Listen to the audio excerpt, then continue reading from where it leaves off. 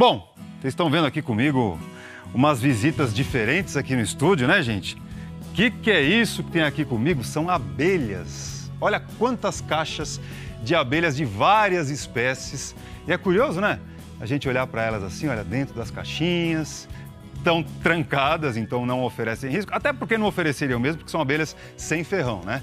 Tão pequenininhas, ó, a gente nem percebe assim de cara a imensa importância que elas têm para o meio ambiente, né? Para a vida no planeta de modo geral. Porque as abelhas, gente, são as principais responsáveis pela polinização das plantas. São elas as que mais levam o pólen da planta masculina de uma flor para a parte feminina, né? Então, sem isso, não acontece a produção de sementes, de frutos. E se não fossem as abelhas, não teria melancia, não teria abóbora, não teria feijão, verdura. O que ia acontecer? Ia faltar comida, ia faltar alimento, né?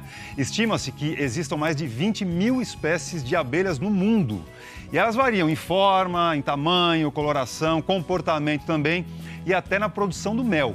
Mas, em geral, a abelha é um bichinho que é assim, ele tem 2 antenas, 4 asinhas, tem 5 olhos, né? Olha que curioso, não sabia disso. 6 pernas e muitos pelos no corpo. Isso é que ajuda a capturar o pólen. Aqui no Brasil, a gente tem em torno de 3 mil espécies de abelhas. É uma diversidade enorme. E a mais popular é a africanizada, que é aquela, sabe, com aquela amarela com as listas pretas, essa aí, ó. Que você está vendo aí agora, ela surgiu do cruzamento das raças europeias e africana e que é conhecida, essa abelha aí, pelo ferrão e essa sim, pela picada, rapaz, dói a picada dessa abelha. Essa espécie aí está em todo o Brasil e produz a maior parte do mel que a gente consome aqui, né? Aquele mel que a gente encontra nos mercados, sabe, nas farmácias?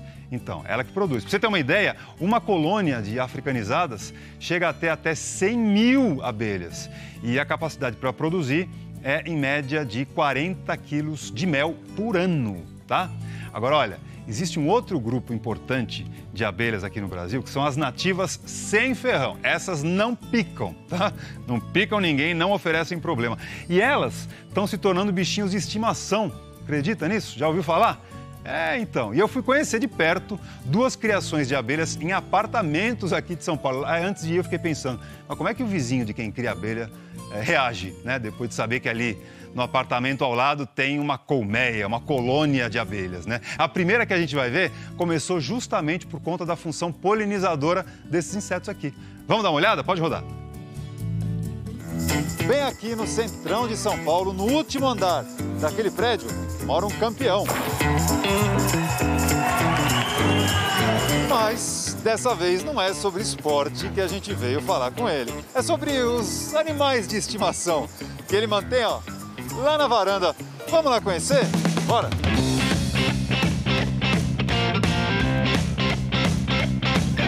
Fala, Fernando. E aí? Bom dia. Dá licença. Então, onde é que estão os seus animais, os seus bichos de estimação? Vem comigo aqui. Estou aqui na varanda, varandinha mágica aqui. Estão aqui na varanda.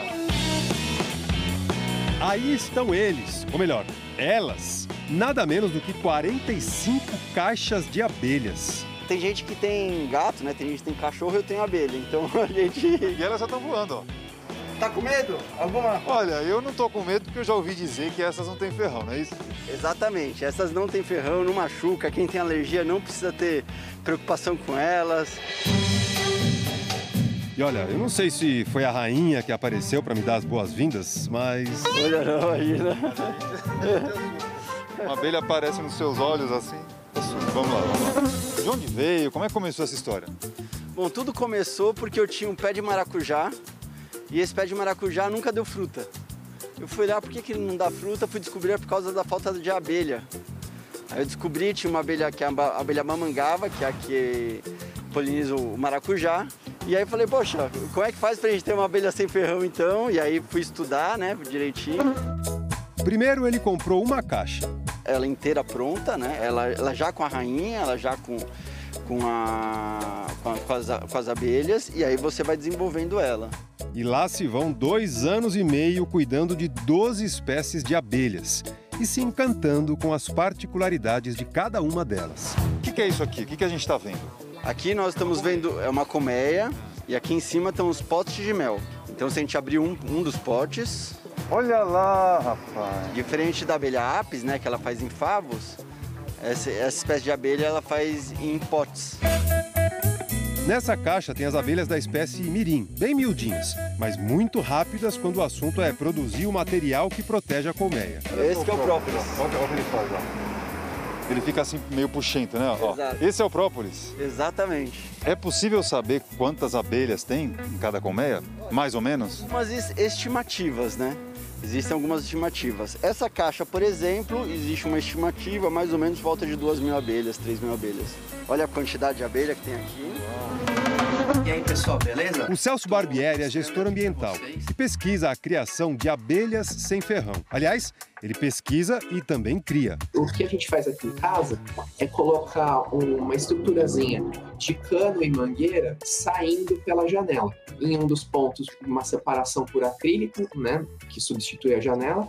Em outro, tem só uma gradezinha protegendo a janela, mas elas saem normalmente como se estivessem em um oco de árvore.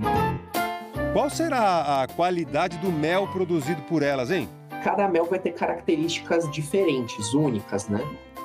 Inclusive, a mesma espécie vai produzir o mel com características diferentes dependendo do lugar em que você tiver, né? Para o Fernando, que a gente viu no começo da reportagem, a produção das abelhas não é o que mais importa. Você consome esse mel? Não.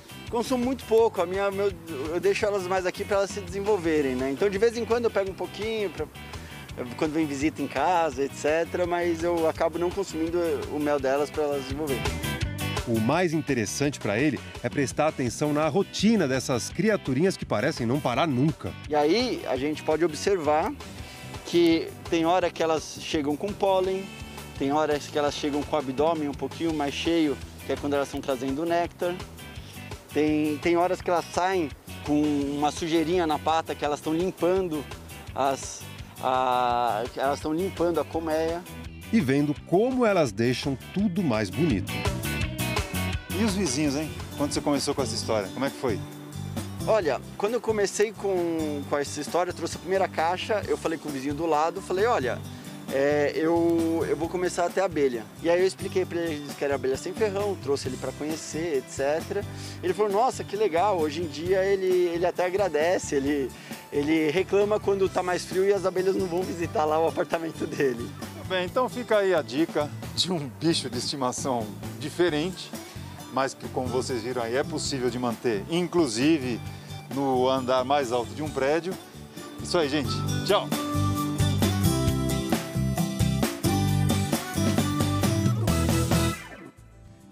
E o mel é bom, viu? Que eu provei. O mel bem gostoso, o mel ali que elas fazem assim. Você pode tirar ali na hora, né? Vocês viram aí, gente, que o Fernando Scavazin, que inclusive já representou o Brasil nas Olimpíadas do Rio em 2016, ele começou a criar as abelhas para ajudar o pé de maracujá que precisava ser polinizado. E aí, na mudança de onde ele morava para esse apartamento agora, aquele pé ficou para trás. Mas ele pretende comprar um novo, ele me falou isso, só para ver esse pé dar frutos agora que, como vocês viram aí, ele tem as abelhas, né? Então, se você ficou interessado em também criar abelhas em casa, importante saber o seguinte, tem que consultar a legislação aí do seu estado, tá? Porque aqui em São Paulo, por exemplo, saiu recentemente uma resolução que diz que todos que criam abelhas têm que se cadastrar até o dia 30 de agosto para não ser uma criação ilegal. Isso é super importante, então tem que consultar a legislação aí do estado em que você mora. E aí a gente ficou com tantas dúvidas, né, e queria matar a curiosidade tantas curiosidades sobre as abelhas, que a gente trouxe para cá, para bater um papo com a gente, o Gerson Pinheiro, que é educador ambiental e da associação SOS Abelha Sem Ferrão. Tudo bem, Gerson? Primeira coisa, sabe, todas que estão aqui, que são várias espécies, não oferecem nenhum risco, né? Embora elas estejam nas caixinhas, elas não têm problema. Nenhum risco. E bom dia, Fabrício, obrigado pelo convite aí, né? E estou aqui à disposição de vocês para esclarecer qualquer dúvida que porventura venha a ter. Todas essas espécies aqui a gente pode criar em casa? Podemos criar em casa. Podemos criar em casa seguindo a legislação de seu estado, como você bem mencionou, né?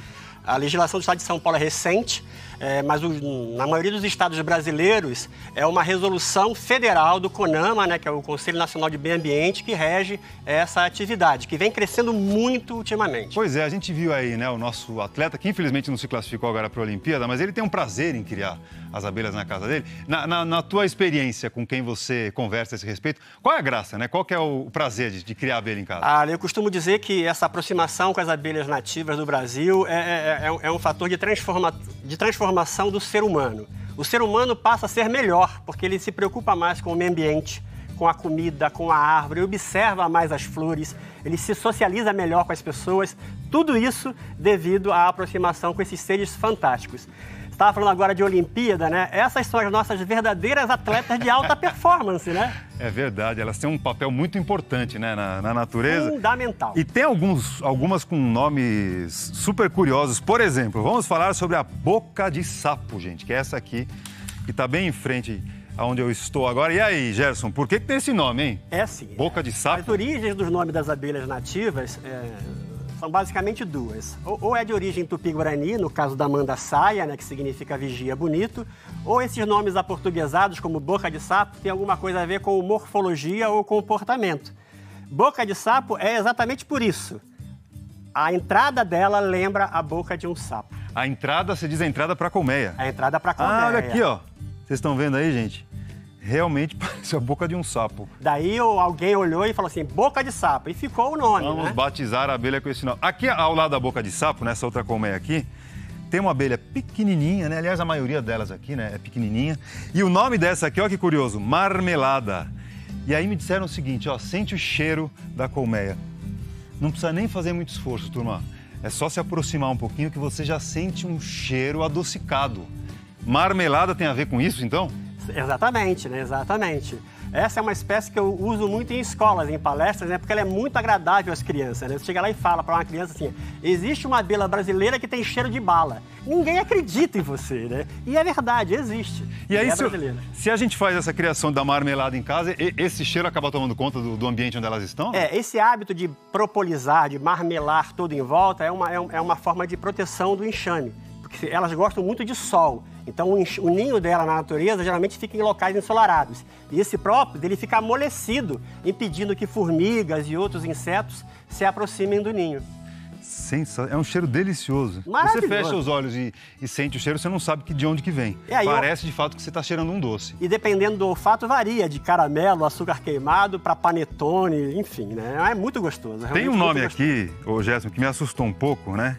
Lambiolhos. Não me diga que essas abelhinhas aqui, se elas não estivessem trancadinhas aqui na colmeia, elas estariam aqui, ó, nos nossos olhos, é isso? Novamente o nome é aportuguesado, lambiolhos, por quê? Porque essa espécie de abelha tem um comportamento de visitar os olhos de animais, né, para coletar sais minerais. Nome, lambiolhos. Mas que tipo de animais que ela Jacaré, aves, né? Essas abelhas pequenininhas, apesar da produção de mel ser ínfima, né, tem um papel realmente importante na polinização de alguns grupos de plantas. O cupuaçu, por exemplo, uma árvore amazônica gigantesca, só é polinizado por abelhas minúsculas, não por abelhas grandes. Então, cada espécie de abelha, independente se produz muito ou pouco mel, é importante e fundamental para o meio ambiente. E no caso dessa daqui, né, a lambiolhos, muito curiosa, ela tem o tamanho de uma formiga, ela é muito pequenininha. Essa aí, Fabrício, é considerada uma das menores abelhas do mundo. E é isso que eu me apego tanto, né? O Brasil tem uma riqueza natural dentro desse universo de abelhas gigantesca e, infelizmente, o brasileiro desconhece essa riqueza natural. Aí temos aqui a manduri, depois a jataí, que já tem uma colmeia bem formada. Olha que bonita essa aqui.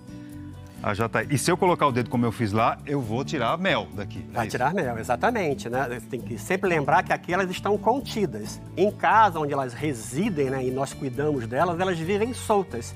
E em dias de calor, como você viu lá na casa do nosso atleta olímpico, pode se abrir. pode ser a ter acesso ao ninho, né? Aí algumas vão reagir se defendendo, enrolando no cabelo. Isso vai variar ao infinito dependendo da espécie. Mas a maioria das espécies é como se fosse assim, um gigante abriu a casa, todo mundo se esconde e você fica mais tranquilo. Tá. Ô Gerson, tem uma última pergunta aqui para fazer para você, porque claro. Talvez a turma lá esteja pensando, que legal, vou criar abelha em casa para consumir o mel in natura ali, né? Sim.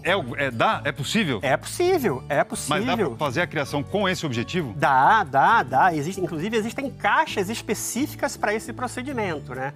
A maioria dessas caixas que vocês estão vendo aí foram desenvolvidas para o trabalho de educação ambiental. Existem modelos específicos de caixas voltados para a produção de mel, de cera, de multiplicação de enxame. Inclusive, nós trouxemos uma caixa aqui que é a mais usada hoje na atividade da meliponicultura, que é a caixa modelo INPA. Instituto Nacional de Pesquisa da Amazônia, né? Que é essa caixa aqui. Se você quiser, eu posso explicar rapidamente como é que ela funciona. Então, é um volume, é um oco, né? Em que esse oco ele foi fatiado.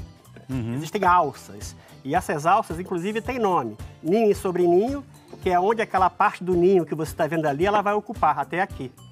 A partir dali, ela sobe para o mel. Aí você pode colher o mel depois, tranquilamente, sem problema nenhum. O ninho fica aqui e o mel fica na outra parte, ok? Sensacional. Então você tem essa proximidade com um bichinho de estimação, que é diferente do gato, sem né? dúvida. É diferente do cachorrinho e ainda tira um proveito para a sua saúde, porque a gente sabe que mel, consumido com moderação, faz muito bem. Gerson, obrigado. Adoramos aqui a conversa. Ficamos à disposição. Outras vezes. Bom, né, gente? Forte abraço. Bom aprender que a gente pode ter um bichinho de estimação diferente. Gostei muito.